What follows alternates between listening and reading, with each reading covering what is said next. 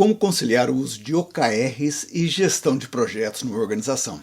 Essa é uma das perguntas mais frequentes que eu ouço de clientes e nesse vídeo eu vou te dar a resposta e o passo a passo de como usar ambas para produzir os melhores resultados. Meu nome é Marcos Barros e através da minha empresa na Inglaterra, a Oxford Business Masters, eu liderei algumas das maiores implantações de OKRs no Brasil e em outros países. Mas primeiro vamos recordar para que usamos OKRs e para que usamos gestão de projetos. OKRs são usados para estabelecer objetivos mensuráveis. Gestão de projetos é usado na coordenação de esforços para gerar uma entrega. Um OKR, o objetivo e resultado-chave, é a declaração do que desejamos atingir, seguida de uma pequena lista de evidências numéricas de que aquilo foi atingido. Já um projeto é uma lista organizada de tarefas e etapas para produzir uma entrega. Por exemplo, a construção de uma casa, lançamento de um produto ou organização de um evento. Então, quando você pensa em OKRs, pense em resultados mensuráveis para produzir um impacto desejado. Quando pensar em projetos, pense em tarefas para entregar ou para produzir uma entrega. Ok, suponha que você tem um objetivo a ser atingido. Você deve usar OKRs ou gestão de projetos? Ou quando é o caso de usar ambos? E nós vamos responder isso através de exemplos. Vamos supor que você deseja melhorar a satisfação dos seus clientes. É algo claramente mensurável, então você já pensa em um OKR que poderia ser algo como objetivo, elevar a satisfação dos nossos clientes para fortalecer a fidelização e o crescimento do negócio. Quais seriam as evidências de que nós atingimos esse objetivo? Primeiro, nós aumentamos a NPS, o Net Promoter Score, satisfação do cliente, de 45 para 70. Segundo, nós reduzimos o tempo médio de resposta do suporte de 24 horas para 6 horas. E terceiro, nós aumentamos a taxa de resolução no primeiro contato de 60% para 85%. Agora vamos supor que você vai lançar um novo curso de excelência no atendimento a clientes na sua organização. Montar um projeto seria uma das maneiras para você organizar as tarefas, esforços e recursos que vão ser necessários.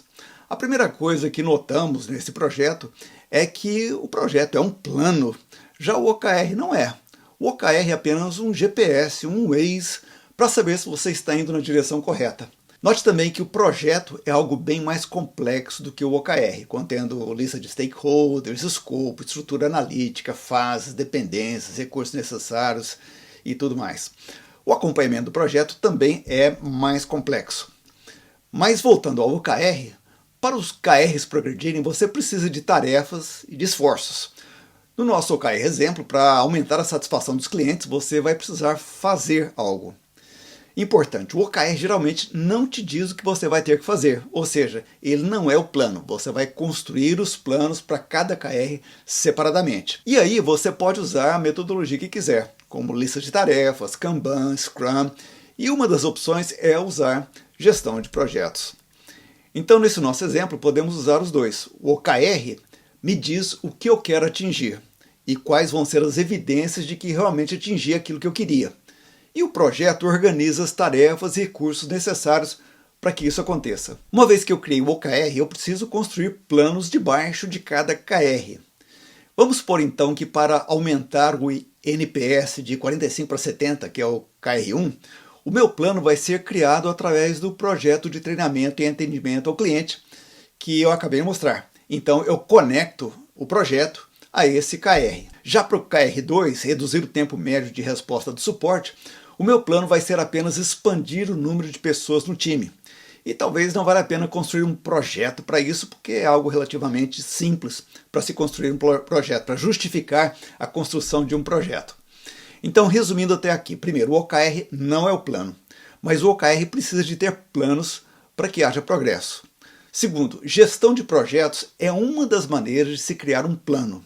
E terceiro, nem sempre vale a pena usar gestão de projetos pela complexidade da construção e do acompanhamento do projeto. Gestão de projetos é complexa, mas muitas vezes é a melhor opção para se planejar, especialmente quando se tem alta previsibilidade de etapas, a alta previsibilidade de esforços necessários, quando é importante considerar dependências entre as fases e também quando o uso de recursos como orçamento e pessoas precisam ser monitorados bem de perto. Um exemplo clássico é na construção civil. As etapas são bem conhecidas, são previsíveis, existe uma grande dependência entre etapas e é essencial acompanhar custos, tempos e pessoas. Esse exemplo que nós acabamos de ver é o caso mais comum do uso conjunto de OKRs e projetos. Você constrói um OKR primeiro e debaixo de um dos KRs você constrói um ou mais projetos. A vantagem dessa configuração é que você estabelece com antecedência os critérios de sucesso do projeto. Isso pode inclusive direcionar a construção do mesmo.